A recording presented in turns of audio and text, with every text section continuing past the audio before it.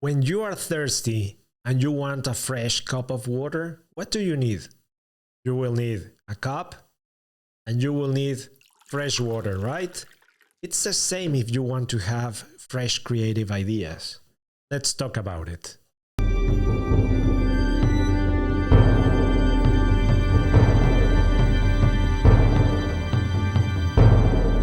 It's usually a common sense that we think that creativity comes and goes, and actually it does. But let's think of creativity as a fresh energy. Let's think about it as the energy that comes when we are alive, when we are truly alive. And what I have seen with my clients and even with myself is that there's this sense that creativity comes and goes and that it's totally random. But what I have found is by using a metaphor by one of my mentors, an amazing executive coach called Jerry Colonna, he brought this concept of the container and the content. So when we have these two things together, the container and the content, we can really achieve amazing things, but the two of them need to be in the right time, in the right place. What is the container for creativity? I will talk about it actually in the next episode. But let's now focus on the content. And I would say that one of the most amazing mentors for really creative development, I have cherished one of the retreats I attended with her in Montserrat, in one of the mountains here in Catalonia, is Julia Cameron. And she is like, let's say, the guru of creative thinking, of really living life as an artist. And her book, The Artist Way, it's one of the most cherished practices that I follow. And I would borrow from her, let's say, one of the poems that comes from Toni Morrison, one of the best American novelists. And she says, "We are traditionally rather proud of ourselves for having slipped creative work in there between the domestic chores and obligations. I'm not sure we deserve such big A pluses for that. Is creativity something that comes randomly and we dedicate just some time for it? Or is it an energy that we cultivate, where we connect with this energy and then things unfold, where we can do amazing things, new things, where our ideas can come to life?" And I have seen this with many of my coaching clients, where they are not feeling motivated, and because of that, they are not feeling creative. But I think it also goes the other way around. When we are not feeling creative, we are not motivated because we are working day by day in the same chores. Our agenda, our schedule is actually ruling what we want to do, what we want to achieve. And this has happened to me this week, where I wanted to have this meeting with an important person for my podcast, for these YouTube channels. And I thought, okay, I want to talk to her. And I noticed that the only time that I had available was between 11:15 and 12. So I was like, what? When did this happen? So it's important to create the proper content and also the proper container. Let's focus on 4 practices that will help us to boost our creativity, and 3 of them I borrow from Julia Cameron's The Complete Artist Way book. And the first one is to have a moment of morning journaling. I have been really resistant to having this practice, but actually it has been amazing for me. What do we do with morning journaling? What we do is we need to write down in 3 pieces of paper.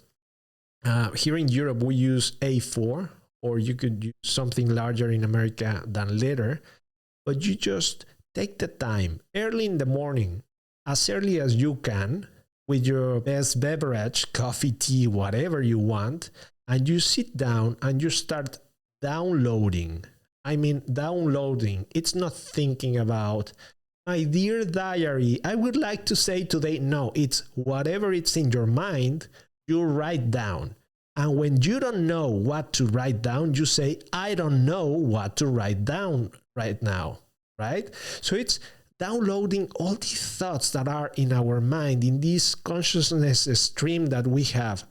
And that it's like these stickers that we can see when we are watching the news.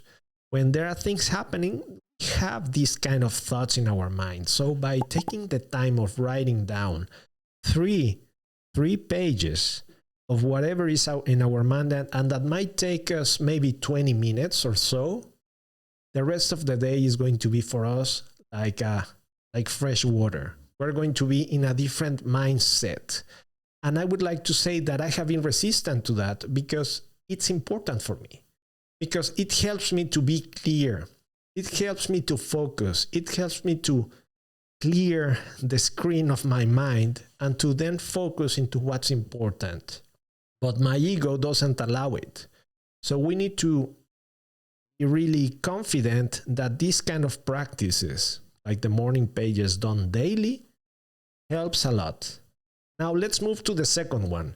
The second one is the artist date. What is this? Julia says that we need to take the time once a week, and it could be just for 1 hour, going somewhere by ourselves where creativity flows. It could be going to a theater, it could be going to a museum, it could be going to a really nice library where we are there by ourselves, opening our eyes into something that is artistic, something that is creative, something that helps us to open our minds, that we can connect with this creative energy that it's in this place. My best artist dates that I had was a couple of years ago where I went to see some ballet from the National Opera House in Lyon, in France. And I went to Barcelona by myself. I wasn't that much into dancing, to be fair, but something called me. And I went there, and actually I repeated the same activity a couple of days later because I was so amazed by what I was seeing. The bodies, people moving, the scenario, the music. I mean, I even created a playlist in Spotify because the music was outstanding. What happened there for me? I recharged my creative juices, and I was able to really open my eyes into something that it was new, that was outside of the hamster wheel of work or routine, and it really helped me.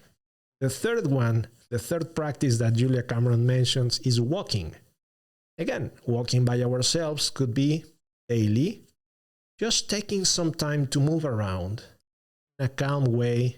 Again, open, looking at the buildings, looking at the trees, looking at the kids playing or dogs or whatever, just walking without any intention other than being with ourselves. So this movement of walking allows us to be in a certain pace, and this pace serves again our mindset, and by doing that our emotional state, and we're feeling calmer, we're feeling better, way better after doing this. And the fourth is not from Julia Cameron, but it's from my own experience and the testimonials that I get from my clients. I always tell them if they are taking the time to do something that is meaningful for them, because we need to connect with joy. We need to connect with something that we love. The first three practices are a little bit probably outside of what you normally do.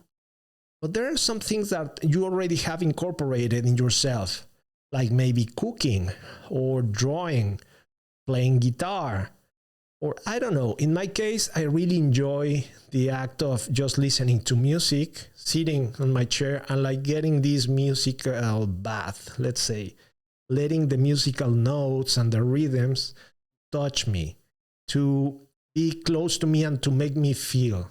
And just by playing something like Beethoven's 7th Symphony, I mean, I get a lot of goosebumps and my energy really changes. Up until now, we have talked about the container, we have talked about the content and how these two parts go together.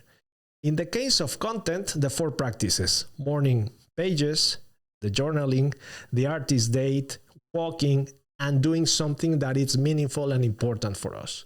If you do that, trust me, in the next daily, some of these practices or 1 or 2 cycles of artist dates that are weekly, you will get better ideas, your energy will be boosted, and then your motivation will increase.